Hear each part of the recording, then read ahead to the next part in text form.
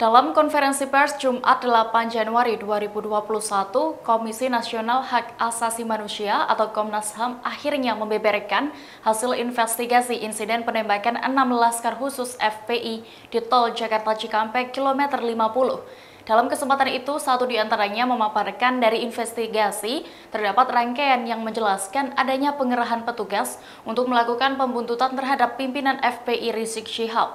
Hingga diketahui fakta bahwa satu di antara mobil yang membuntuti rombongan Rizik Syihab saat itu bukan dari anggota kepolisian.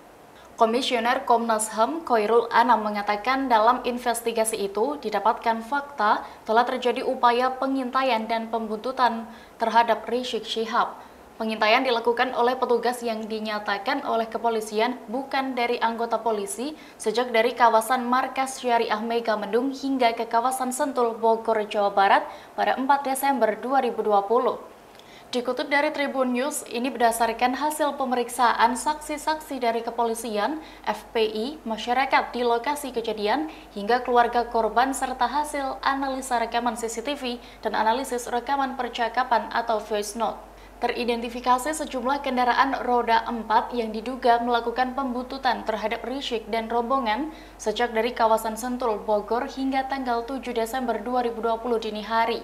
Detail kendaraannya yakni kendaraan jenis Avanza Silver K9143EL, Xenia B1519 UTI dan B1542 POI, serta mobil Land Cruiser yang belum diketahui nomor polisinya, diakui sebagai kendaraan petugas polisi yang pada tanggal kejadian sedang melakukan pembuntutan terhadap Rizik Syihab.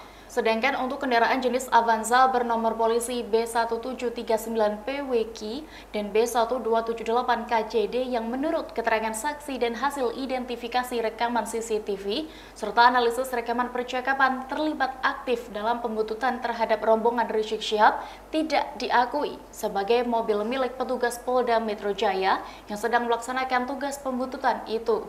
Investigasi Komnas HAM ini dilakukan sejak 7 Desember 2021 atau setelah insiden penembakan terhadap 6 laskar khusus FPI terjadi. Selama proses investigasi, Komnas HAM melakukan peninjauan langsung lokasi peristiwa, permintaan keterangan dari seluruh pihak dan saksi di lokasi, permintaan dan pengambilan barang bukti, selanjutnya proses pemeriksaan dan pengujian barang bukti, hingga pendalaman ahli forensik kedokteran, forensik senjata dari Pindad dan psikologi forensik.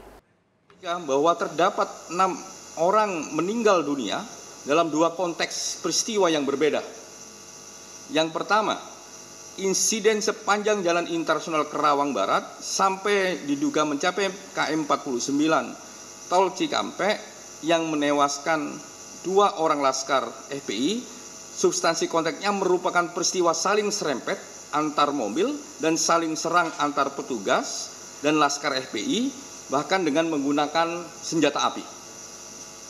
Yang berikutnya, sedangkan terkait peristiwa KM 50 sampai ke atas, terdapat 4 orang yang masih hidup dalam penguasaan petugas resmi negara yang kemudian juga ditemukan tewas, maka peristiwa tersebut merupakan bentuk dari peristiwa pelanggaran hak asasi manusia.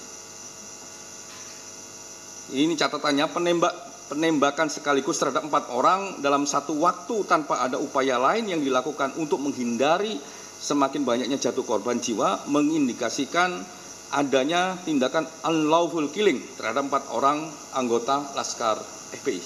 Jadi ini ada berbeda, 2 karena ada ketegangan, ada serempet-serempet, benturan-benturan antar mobil sampai tembak menembak dan berujung pada 2 orang yang meninggal. Kalau yang 4 ya di dalam penguasaan petugas resmi negara yang pada akhirnya meninggal. Yang 4 ini kita sebut sebagai peristiwa pelanggaran hak asasi manusia. Rekomendasinya, berdasarkan kesimpulan yang telah dirumuskan, tim penyidik Komnas HAM merekomendasikan beberapa hal sebagai berikut. Yang pertama, peristiwa tewasnya 4 orang anggota laskar FPI merupakan kategori dari pelanggaran HAM. Oleh karenanya, Komnas HAM merekomendasikan kasus ini harus dilanjutkan ke penegakan hukum dengan mekanisme pengadilan pidana guna mendapatkan kebenaran material lebih lengkap dan menegakkan keadilan.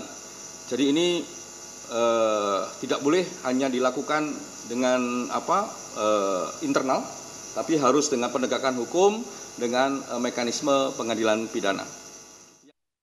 Demikian Tribun News Update kali ini. Nantikan informasi terbaru lainnya hanya di channel YouTube tribunnews.com. Terima kasih sudah nonton. Jangan lupa like, subscribe, dan share ya.